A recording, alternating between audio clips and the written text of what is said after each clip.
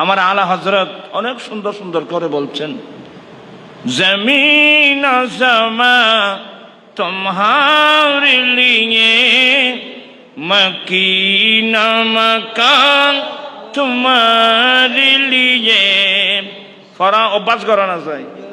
जमीन आसमान तुम्हारे लिए मकीन मकान तुम्हारे लिए चुनी न चुना तुम्हारे लिए बने दो जहां तुम्हारे लिए दहन में जुबान तुम्हारे लिए बदन में ही जान तुम्हारे लिए हम आए यहाँ तुम्हारे लिए उठे भी वहाँ तुम्हारे लिए চিৎকার দিয়ে বলুন সুবহানাল্লাহ।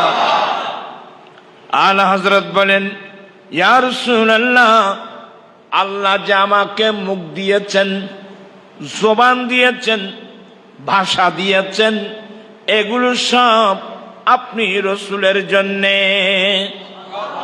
বদন মে হি জান তোমারে লিয়ে, আমার দেহে প্রাণ দিয়েছেন, এটাও আপনি রসুলের জন্যে। আমরা দুনিয়াতে আসছি আপনি রসুলের জন্যে, কিয়ামতের মাঠে উঠব রসুলের জন্যে। তো দুনিয়ায় তো আর আর্মি কিনি আর এখন হরে গেল ফাত্তা উদ্ধার হইবে। আল্লাহ সবাইকে হেদায়েত নসিব করুন। আসুন আমরা তওবা করে একযোগে তওবা করতে হবে। অতীত জীবন কোথায় গেল হিসাব করে তো কিছু পাচ্ছি না। এই 50 বছর হায়াত, 60 বছর হায়াত, 70 বছর হায়াত কোথায় কাটালাম, কোথায় গেল তালাশ করে তো কিছুই পাচ্ছে না।